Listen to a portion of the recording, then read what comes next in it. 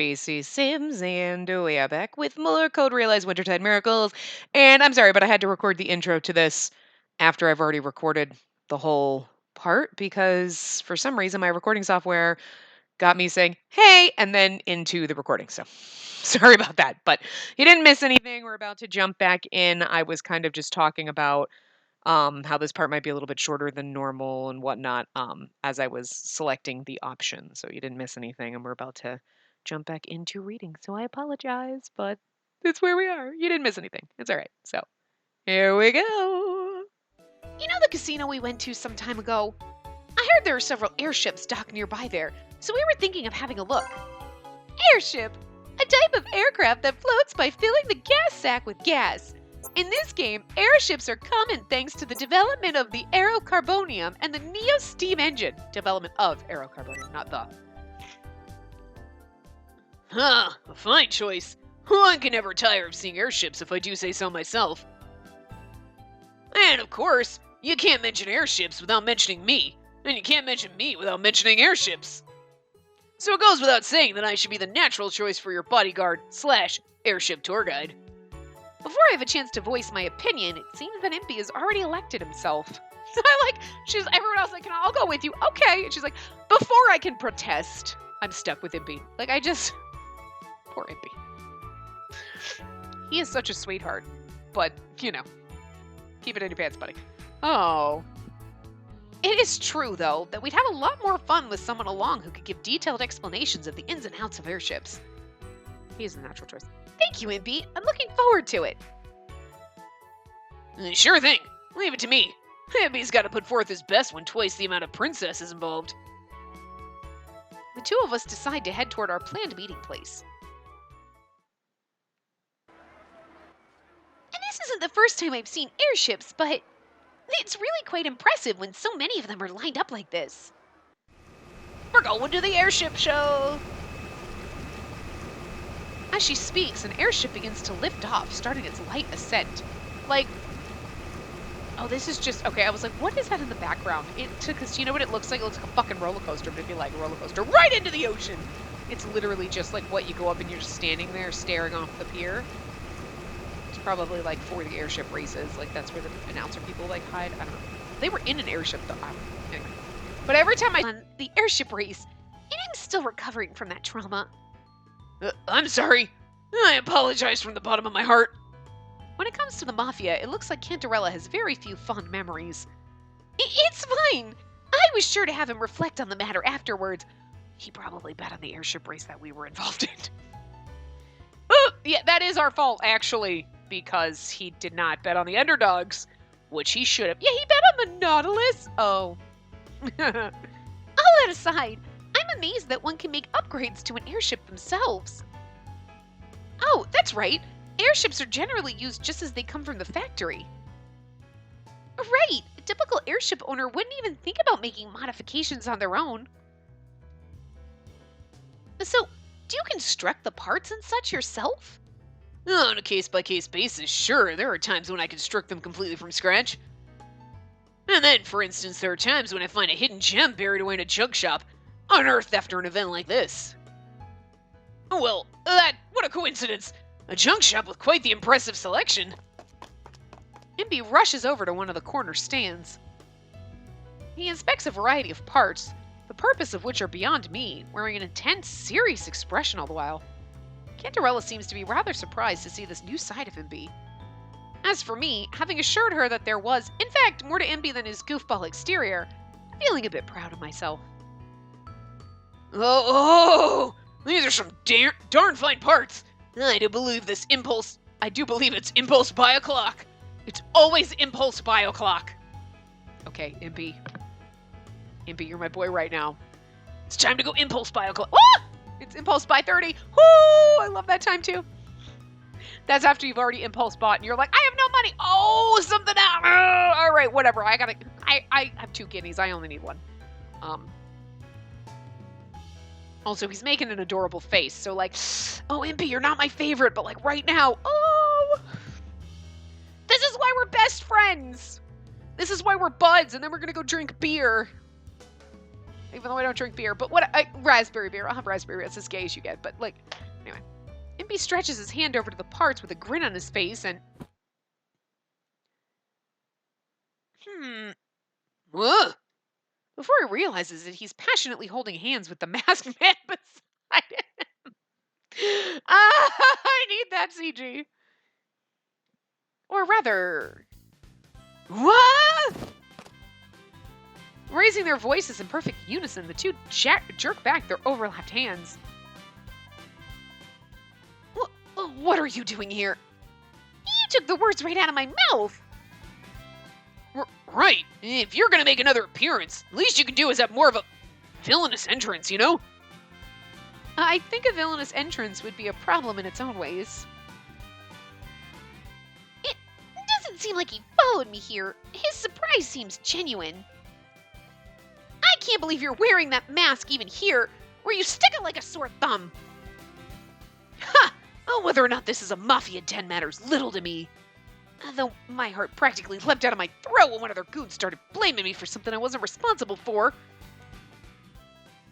That's a gross metaphor. You sound pretty scared for something that matters little to you. She seems to have hit a sore spot, and Igel recoils with a groan. Well, never mind that. I had plans to pick you up at your house after this brief detour, but fate must have had better ideas for us. And this time, I'll be sure to take you to my castle, my fairy tale songstress. I told you! I'm not your fairy tale songstress! Have you already forgotten what I told you the other day? Such insolence! I can call you whatever I please, and you're powerless to oppose me. It's like he's trying so hard. Honey! You gotta try to use honey with her, not vinegar, buddy. You're doing this wrong. Igel, sweetie, you're doing it wrong. Spacey pulls him aside. Baby, sweetie, honey, you're doing this wrong. Just wanna... You see how Impy is with his, like, oh, honey, sweetie, my princess, my baby. Yeah, that's also wrong. Okay. But what you're doing is the complete opposite. You got... Oh, it's somewhere in the middle. You go somewhere in the middle. Okay. A little bit of sass is okay. You know. We want to be able to trade sassy barbs with you. Okay. But don't dry hump my leg. And don't be a douche hole. Unless you're Van Helsing, then you can be a douche hole. Absolutely. Are you Van Helsing? No, then you don't get to be a douche hole, Igel. Because Van Helsing is what? He's the marshmallow. It's okay. Anyway. Answer my question! Remember what I told you last time? My name? Or did you forget? I wish they had just given her a slightly different, sassier line each time. So it would just be a little bit different. But at the same time, I love reading that line. So. Cantarella draws closer with each syllable, not breaking her fierce eye contact for a second. I love how she fucking intimidates him. I remember, so don't come any closer. Cantarella, there, are you happy now? That will suffice. So, maybe I'm missing something, but aren't these two supposed to be kidnapper and kidnappee? Honestly, it almost feels like she has the upper hand here. Ahem. Now then, where were we? It's not my intention to cause a needless scene here amidst so many civilians. Therefore, I'll let you off for today. However, next time, mark my words, I shall welcome you to my castle. You do well to remember that. Igel points a forceful finger at Cantarella and walks past me. But suddenly he comes to a halt. I must apologize for the other day. It's difficult to judge my strength, and when I grabbed your arm, I did not intend to hurt you. He finally leaves the scene. So what now? I bet I could catch him if I tried. Let him go for today. He's a hopeless human being, but at the very least, he doesn't seem like a bad person. I agree. Their exchange. I wonder if that incident on the day we first met had been on his mind this entire time. Well, it would be a different story if he didn't learn his lesson and came to try and kidnap me again. If that time comes, please go easy on him. I can see it already. Cantarella crushing him mentally and emotionally as he tries to drag her away.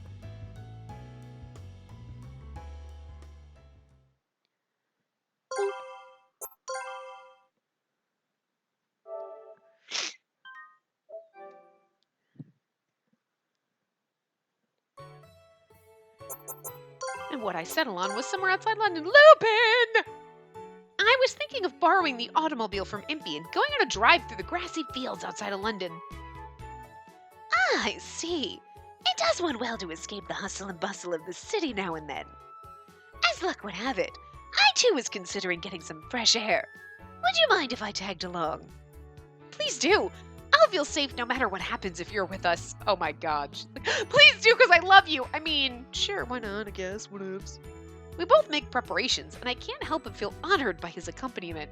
So look at that look, he's like, yeah. Smarmy look, I love it. I love it, he's just like, I'm fucking awesome. You are, though. The wind rushes across my skin and hair as we're propelled forward. Are you sure it's all right to drive at such a high speed? Trust me, I don't have many opportunities to show off my technique, but I'm actually quite the skilled driver. Lupin? What is it, Spacey? Keep it short if you would. I must focus on the road. Don't worry, it's a short request. That floaty feeling from earlier when we drove over that small hill? That was really fun. Could you do that again? Coming right up.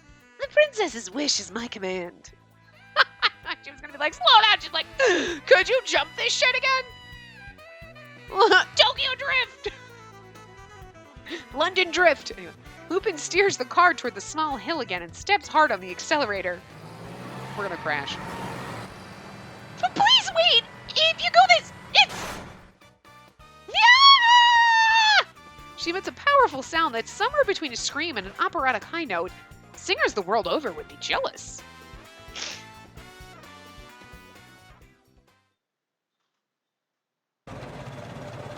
Cantarella, are you alright? I'm fine. I think I felt my stomach floating for a moment there. I had no idea that automobiles could go so fast. And doesn't that bastard Miles drive? Yes, unfortunately, he sometimes drives the one he borrows from the Mafia. Borrows? Like a rental? No, I believe the borrow she's speaking of is synonymous with rob. Look, he looks, he's like, how dare he? It's the Mafia. Anyway, I'll let you mention this so casually. It's no small feat to steal from the Mafia, no matter how small their organization might be. He really is one unique fellow. Lupin? Or, it's nothing. And certainly nothing one should be thinking about during a nice, refreshing drive. There's another automobile coming this way. I'll move over a bit to make sure we avoid a collision. That would be helpful. Lupin waves his hand as a signal to the driver as he moves to the very edge of the road. The other person slows as they pass and gives a graceful bow. Huh? The driver then slams down on his brakes, stopping right beside us. Lo and behold, who steps out of the vehicle, but... What are you doing here? You took the words right out of my mouth! Compared to your parting words last time we met, and this was almost a gentlemanly entrance. It doesn't seem like he followed me here. His surprise seems genuine. His driving etiquette could use some work, though. I didn't think you actually wore that mask in your day-to-day life. And doesn't it obstruct your view while driving? Heh! This automobile drives itself, so there's absolutely no need to worry. Plus, I'm a robot, but we don't know that yet. Oh, would you like to hop in and have a test drive? And that way, I can all the more easily invite you to my castle, my fairy tale songstress. I told you, I'm not your fairy tale songstress! Everyone's reading these lines with me, right? You're reading them all because you know them by now. Like, we know them by heart. We've read them 6 times.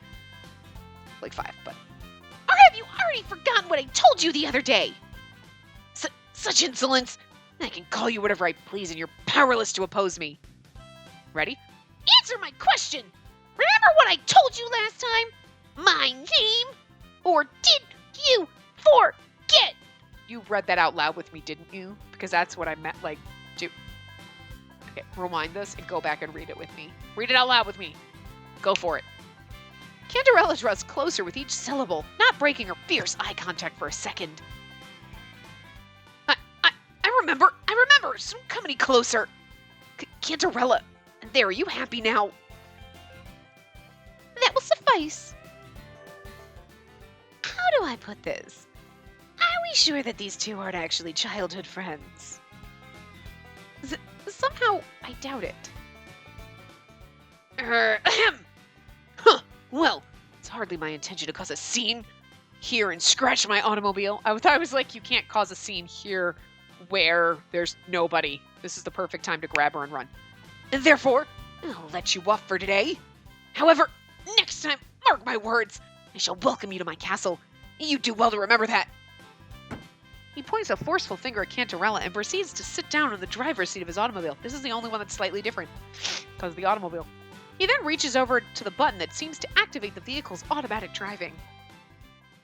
But before his finger makes contact, he stops. I must apologize for the other day. It's difficult to judge my strength, and when I grabbed your arm, I did not intend to hurt you.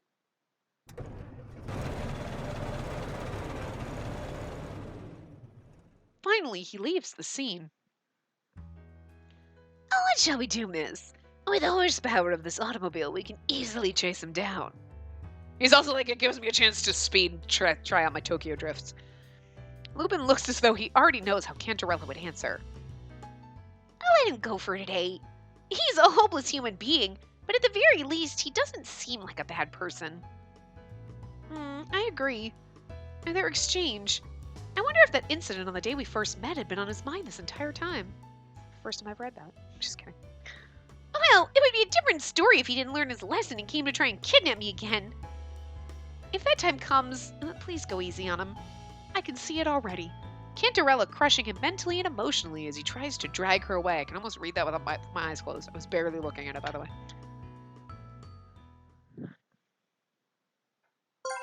Oh, actually, no. We've done all of them, so we can now skip everything. Oh, wait.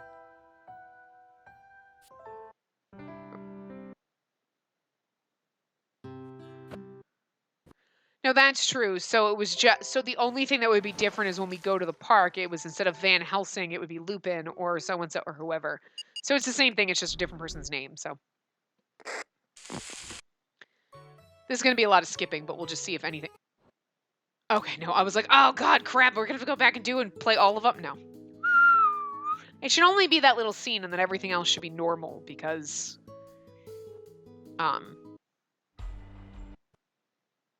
but I'm just going to let it skip through because I didn't make a save at that last choice, which I probably should have, but this will at least give us proof that we didn't miss anything or like, crap, no, I got to go back and choose the other option and then jump to this. I'm like, you know what I mean? But that would suck.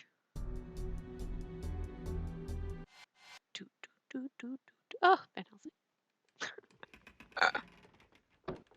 Thank you, Jake.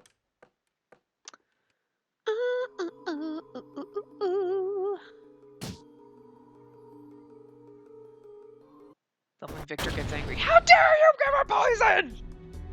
How dare you? And they're like, Victor, what the fuck? I loved you before. You're like a sweetheart, but you just got sexier, yo. I love our boys so much. Here comes Igel to the rescue. Oh. Oh. So Lupin's voice calls to me and okay. So if I'm gonna okay, so I'm not gonna go back and we're not gonna do that again. But since we went down the path with Lupin was the one whose voice called out. When we went Van Helsing was the one who called out. So it's no different. It would just be Impy's voice but it's the same line. They call my name and then it's so-and-so's voice calls out to me and done. So I'm not gonna go back just for that. Okay. You can imagine in your head what it sounds like. It's Saint Germain screaming Spacey. It's Impy screaming Spacey, or it's Victor screaming Spacey, and then that person's voice calls out to me, and that's it. There, I just read all of them to you.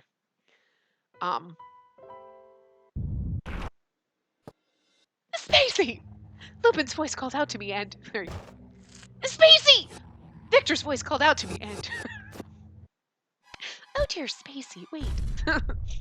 Saint Germain's voice called out to me, and oh my god, my princess, where the hell are you taking her? Impy's voice called out to me, and So there you go. So there. I just reenacted all those scenes for you. Oh my god. But now we get to relive the game, so you just remember what happens because you forgot what happened, and then the thing, and then the arguing in Miles. Like, I actually do love her. Oh, okay. So this is the only thing that sucks is there would be a different person saying. I'm not gonna go back and do them all. I don't want to anyway. As if you have to ask. You truly are a good-for-nothing father. Ultimately, everything is for your own benefit. It's all just another happy ending so long as your daughter is fine, right? Of course not. A parent is the cornerstone of everything for a child. The way they live, the way they speak, everything is engraved into the child's soul. And those marks never fade, no matter how much time may pass. In fact, as the child grows and learns to think for themselves, they get even deeper. So, no matter how long she lives, how happy she becomes, your daughter will never forget those words you said to her. At this rate, Cantarelta will have to carry that despair for the rest of her days because of you. Okay, if there's other scenes that change, maybe we'll go back and skip through all of them. But anyway, And you don't care about anything else so long as her life is saved, really? That can't be it, can it? If you truly love your daughter. And then no matter what slow, shadowy tendrils might entangle you, conjure up enough spirit to at least make her smile again. okay. Because then I'm just wondering if there's a scene, because we had a scene with Miles talking to Van Helsing. Maybe we're going to have a scene with Miles talking to Lupin. And then we are going to have to go back and skip through. But I'll go back, skip through the scenes, and then we'll just... Okay, here we are. And I'll just edit them in or whatever. Just because we're already at 20 freaking minutes. So, like, it's going to be 4 hours just to skip through. Anyway. Alright, we decide to make our way in by going down the outer walls on the east side of the castle. We wrap ropes around ourselves as our lifelines. With Lupin leading, we carefully progress around the jutting pipes where one false step could equal our deaths. Are you alright, Spacey? Do let me know right away if you feel like you need to rest. I'm fine. Besides... Yikes! Whoa! It's Victor I'm worried about. Tell me again why such an obviously athletically challenged type was assigned to this team. Miles moves along with light steps and sticks out his head. It's almost like he doesn't even realize how high up he is. We spread out our knowledge between teams. I can't be sure what manner of mechanisms we might find up ahead. And since Ippy is on the other team, we need at least one person who can handle machines. Though it's not like I have nearly as much knowledge as Impy. Poor fucking Victor. This poor precious little dear. He's like a little Bambi. I just want to protect him. Oh, God. But wow, Miles, your sense of balance is amazing. It's like you're walking casually down the street. Well, I am a former member of Twilight, although I'm not nearly as nimble as I was back in my heyday of yore. Want to see me do a backflip? Yeah, please don't. I'm having enough trouble keeping my balance as it is. What? I held onto the pipes as they suddenly shake violently. Needless to say, Victor was clinging desperately to the rope with tears in his eyes. Oh. What did I just say? My legs slipped out from under me. I could have died. No, that wasn't me. Not it. Me neither. What? Then who? But before he can finish, the figure of a person drops nearby me. They wear a mask and wield a sharp sword, which can only mean... How the fuck? What? Okay. Twilight, what are they doing here? About that, Miles. And don't look at me. I wouldn't betray you lot at this point. I'm guessing they came after us with their own airship. Right. Hard work as always, I see. Lupin, this path is too narrow to fight in. You and Victor just focus on keeping your balance. Leave the rest to me. Look at that fucking look on his face. He's like, I'm gonna kick their ass. With a dauntless smile, Lupin faces the Twilight soldiers that draw ever closer. Hey, you lot. I thought you could best us with numbers and closing off our means of escape. Thought. A thought you could best us with numbers and closing off our means of escape, did you? I hate to break it to you, but a thief's selling point is his nimble feet. It'll take a bigger handicap than that to beat us. I love how fucking cocky he is. A slash of his sword arcs downward. However, cutting through the air, it finds nothing but a pipe at the other end. What are you aiming at anyway? Looking up, I see Lupin dangling from the pipe with both hands. He swings his body backwards gently, gaining momentum. And with a good amount of force, he kicks the duo of Twilight soldiers both in the head. Lacking anything approaching Lupin's finesse, they fly backwards. Won't they die from that fall? And not to worry. I kick them toward the interior rather than outside. And they'll be sore in the morning, but they'll live. He's like, And who gives a fuck? You're meticulous as always. If you ever tire of thievery, I bet you can make a living as an acrobat. The flattery will get you nowhere. Anyway, he's not half bad himself, eh? huh? Tracing Lupin's glance and gesture, I see Miles making a wry smile while going up against another Twilight soldier.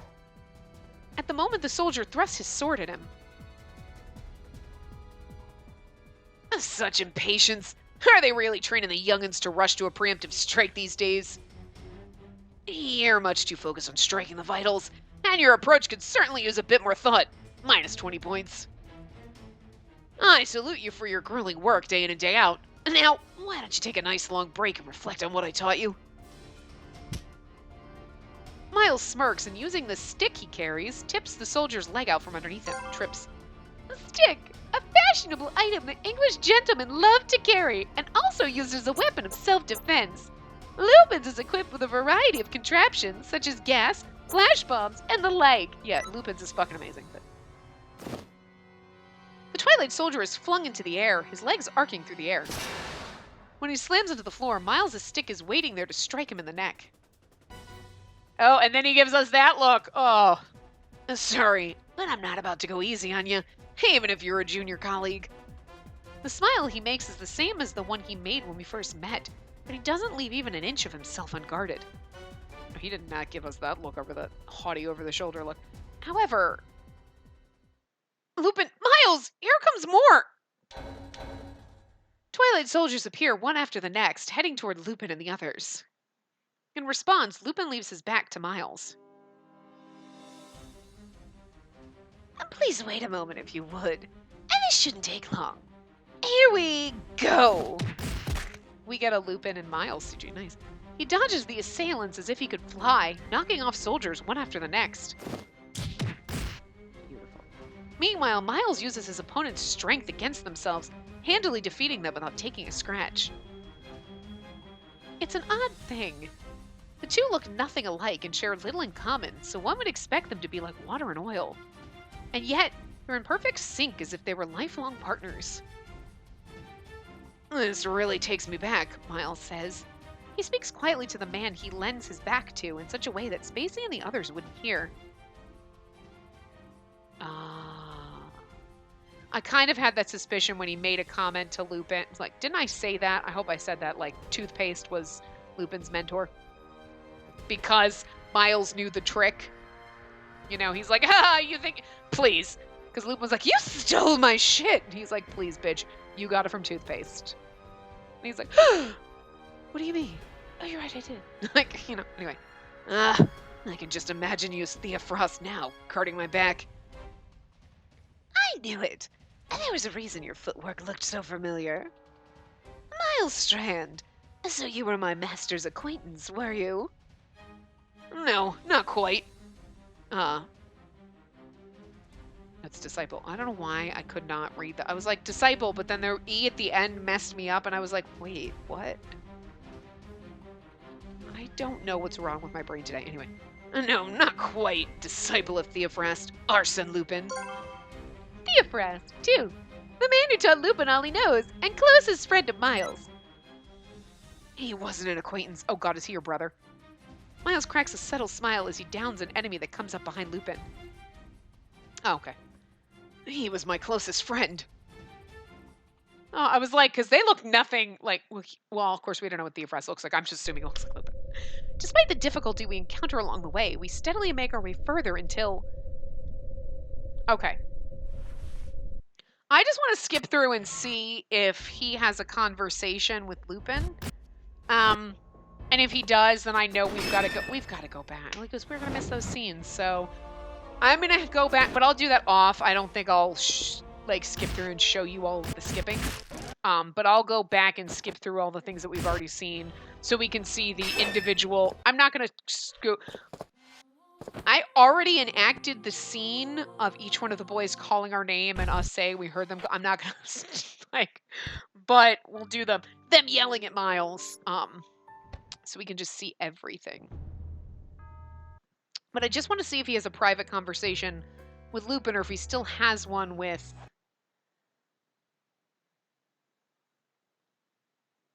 I think he does.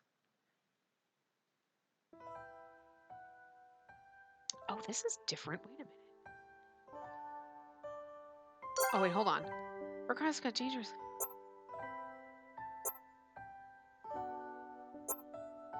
Interesting. All right, Miles, did you decide on a name for that girl?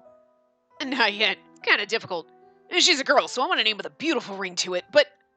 Then how about Cantarella? Rejected. Isn't the name of a poison that some noble used in an assassination a long time ago? That's way too ominous. Don't be foolish. You simply need to think in reverse. Like they say, fight poison with poison. And consider it a ward of sorts to protect your little girl from all the poisons in life, bird. Don't. Stop it. Feels sort of forced, but, well, it's a nice name at least. I'll toss it in the hat. Interesting. Huh. Is he going to talk to Lupin? Is that why? Yeah. Hi there. Mind if I have a seat? As long as you're fine sitting next to a bloke who got torn to bits. I just popped this open. Care for a drink? I'll take you up on that. A nice strong drink every now and then is good for the soul.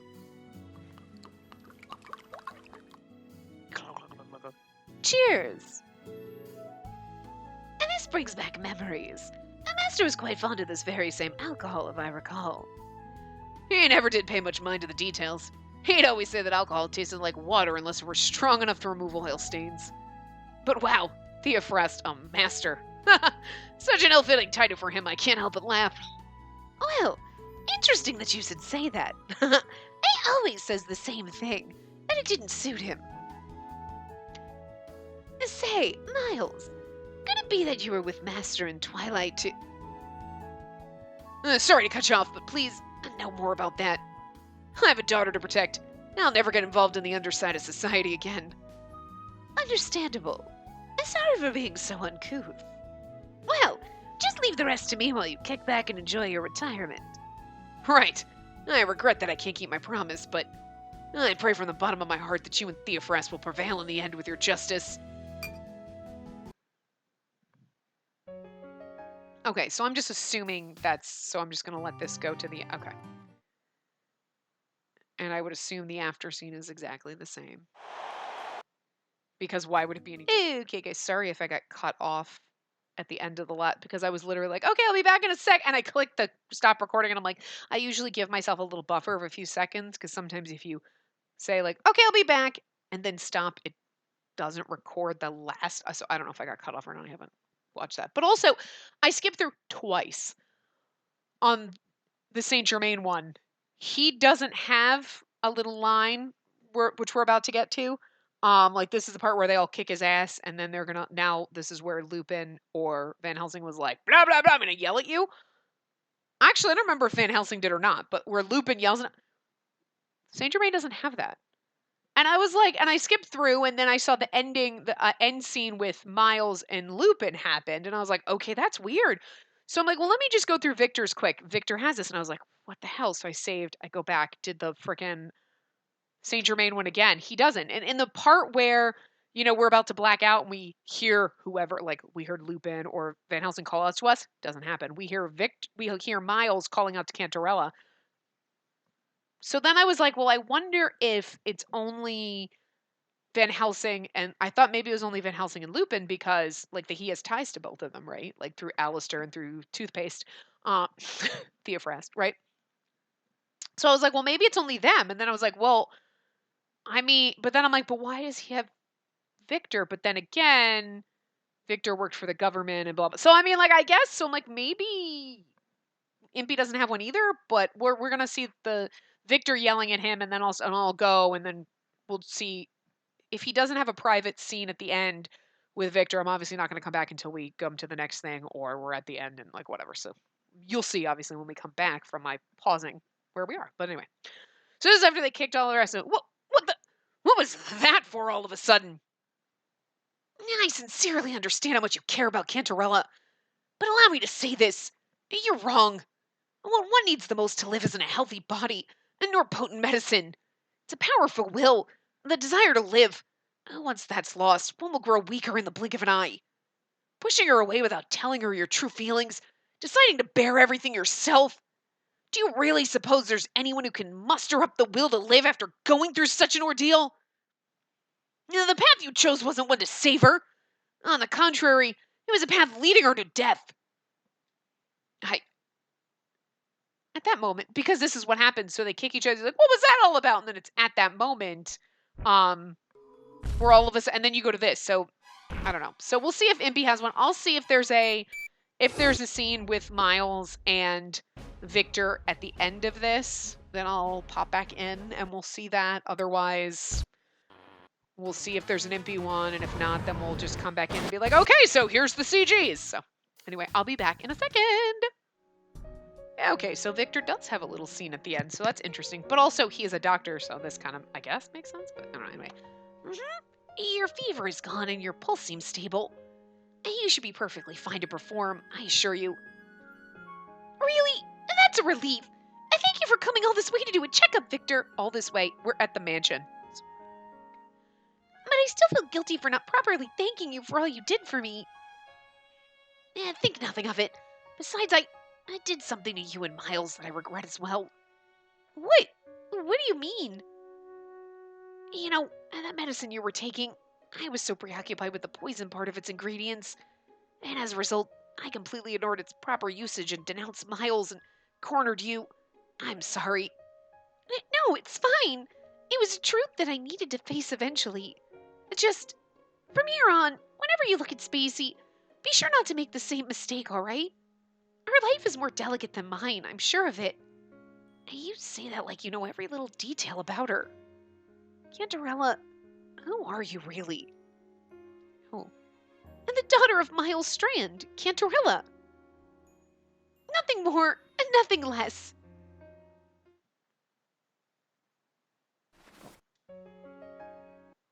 So I'm assuming that's okay. He has a scene with, okay, so that's it. So anyway, I'm gonna go back. Whoops, no. Oh my God, where are my buttons? Sorry. So I'm going to go back and I'm going to go back here and we'll see if Impy has anything. If he doesn't argue with Miles,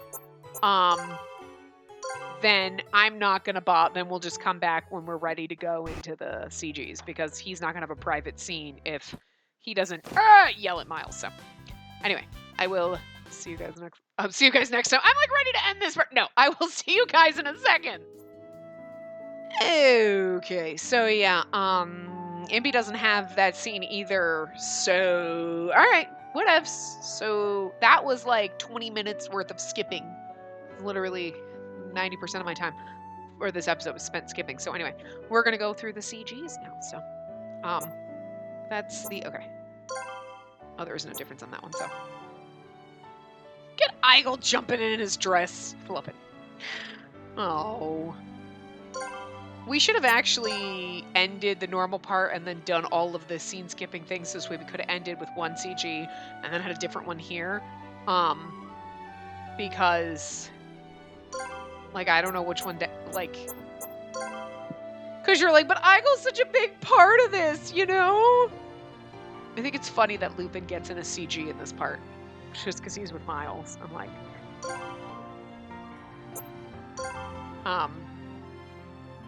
it'll have to be the Cantarella and Miles one because, like, or it could be us and Cantarella. I mean, that could be the ones being done, but, you know, it's all about her, so. Like, this is the sweetest fucking thing. I mean, he had busted up, but, you know. But then again, this one is precious. So I feel like we should leave it on this one because it's like precious. Oh, we could just, oh, here we go. We can just skip through them again.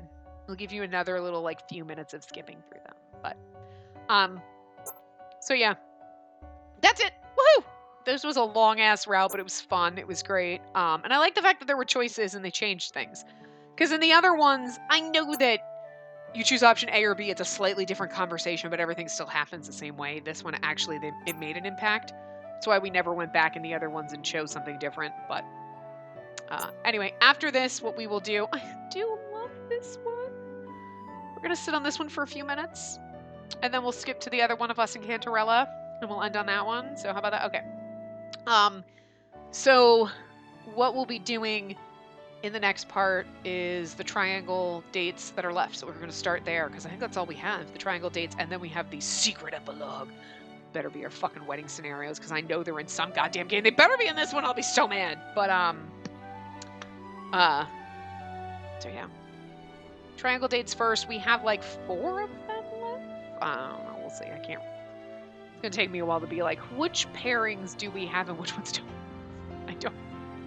Shit. But anyway, so yeah, that's what will be in the next part. So anyway, I will wrap this part of it. We got to see Miles a little bit longer than this, but that's okay. We're gonna end here. And this is perfect. I love this. Aw, us and our sister. And we don't know she's our sister, but we know, but she doesn't know. But anyway. So look at the way the beads are like wrapped in her hair. That's so fucking pretty. Oh my god. Anyway, so I will see you guys next time. Remember to give the video a big thumbs up and subscribe to see more.